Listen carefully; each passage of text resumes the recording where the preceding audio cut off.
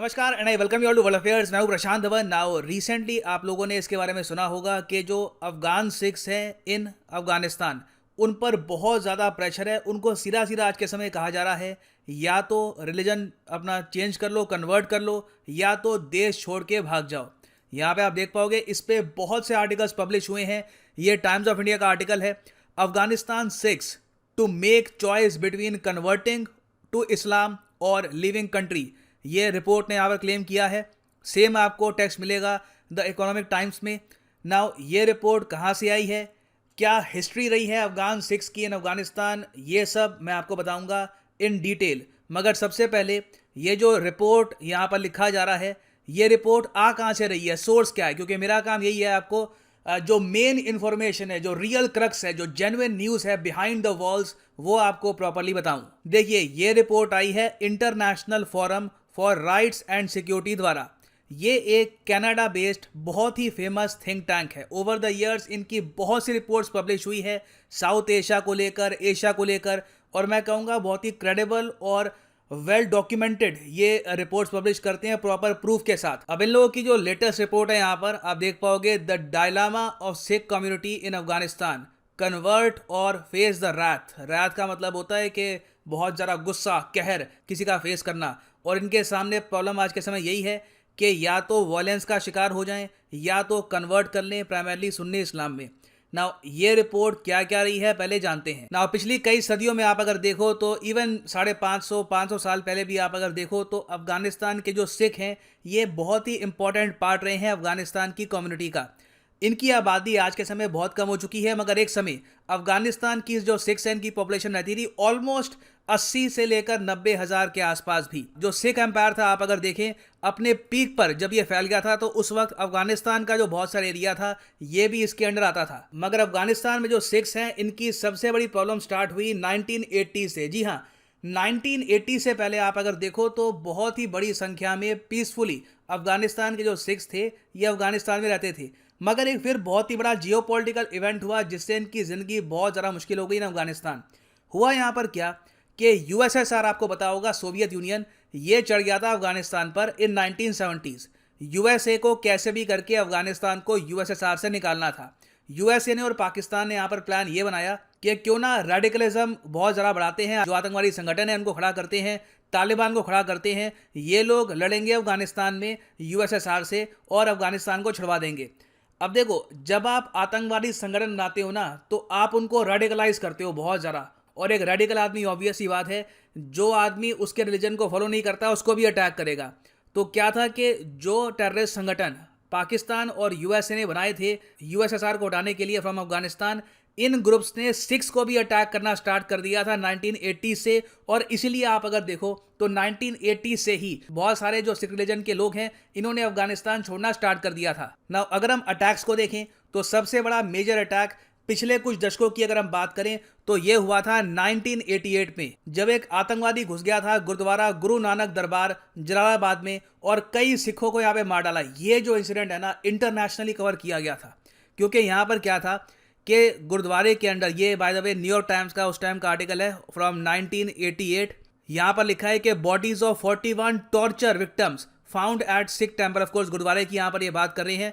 41 लोगों को यहाँ पे मारा गया। जिस तरीके से उनकी बॉडी मिली बताया गया है कि टॉर्चर करके आराम आराम से उनको मारा गया था। ये एक इतना बड़ा इवेंट था कि कई अफगान सिख्स, हजारों की संख्या में, 2-3 हजार, तो ये इवेंट देखकर ही अफगानिस्तान से एक टाइम पे आ गए थे पाकिस्तान में। फिर पाकिस्तान से धीरे धीरे पासपोर्ट लेकर उन्होंने कोशिश करी कि वो इंडिया में आ जाएं। फिर उसके बाद आप अगर देखो तो 1989 में जब यूएसएसआर के हाथ से अफगानिस्तान ऑलमोस्ट निकल ही गया था और तालिबान ने वापस कब्जा कर ही लिया था पूरे अफगानिस्तान पर, उस टाइम इन लोगों ने हैवी बॉम्बिंग करी हिंदूज पर और सिख्स पर भी, बिना किसी रीजन के।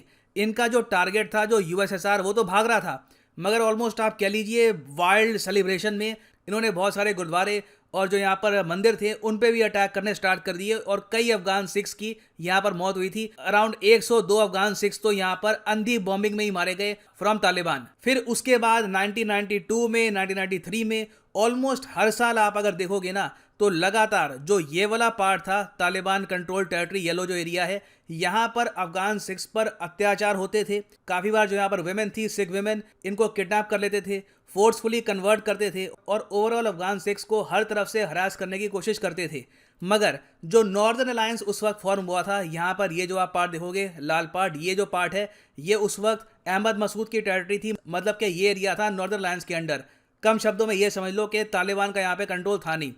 तो कुछ सिख्स जो यहाँ पर पहुंचे उन्होंने ये कहा कि हमारे पासपोर्ट बना दो, हमारे कुछ एक्चुअली डॉक्यूमेंट्स ही नहीं है। हम इंडियन गवर्नमेंट को भी कहते हैं ना कि हमको यहाँ से निकालो, तो वो भी कहते हैं कि कुछ आप डॉक्यूमेंट्स, कुछ पासपोर्ट वगैरह कुछ तो दिखाओ, तो इनके पास थे ही नहीं।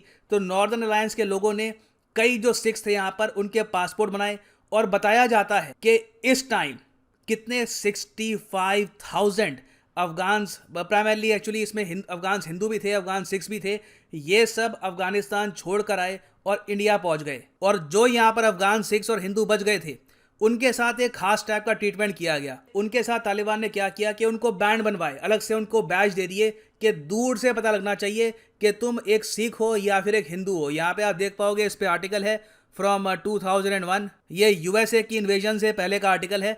यहाँ पर लिखा है Taliban defends Hindu badges plan. हालांकि इसको हिंदू बैज कहते थे मगर सिख्स को भी यहाँ पे कवर करते थे। बेसिकली ये लोग क्या करते थे कि जो हिंदूज और सिख्स हैं उनको देते थे एक येलो बैज, जो हमेशा इनको अपनी बाजू पे बांध के रखना होता था ताकि दूर से इंडिकेशन मिल जाए कि यह आदमी सुन्नी इस्लाम को फॉलो नहीं करता। और ये बताया जाता है कि काफ़ी बार इनकी हरासमेंट का कारण भी बनता था।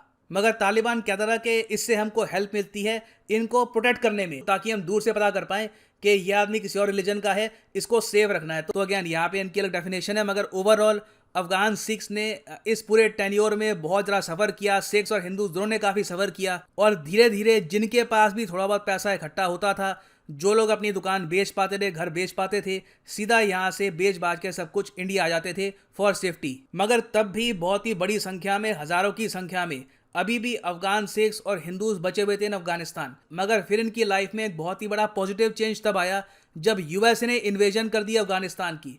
2001 से लेकर आप कह सकते हैं जब तक 2021 में यूएसए ने कंप्लीट पुल आउट नहीं किया, अफगानिस्तान के सिख्स और हिंदूज काफ़ी हद तक सेफ थे। इतने अटैक यहाँ पर हुए नहीं जितने पहले होते थे। उसके अलावा इनको मिलने लगी एजुकेशन, नौकरियों में भेदभाव नहीं होता था। जो वो बैज वाला सिस्टम है यूएसए ने ख़त्म कर दिया कि ये क्यों भैया मिनॉरिटी तुम्हारी बैज पहन के क्यों घूमेगी। तो यहाँ पर आप कह सकते हैं करीब 20 साल इनके अच्छे बीते। उसके बाद जब यूएसए ने अनाउंस कर दिया कि हम लोग यहाँ से निकलेंगे, तब हमने देखा कि अचानक से फिर एक के बाद एक अफगान सिख्स और अफगान हिंदूज पे अटैक स्टार्ट हो गए। जो अफगान सिख्स हैं उन पे 2018 में अटैक हुआ इन जलालाबाद अगेन। उसके बाद हमने देखा कि 2020 में फिर से सुसाइड बॉम्बिंग हुई एक गुरुद्वारे में।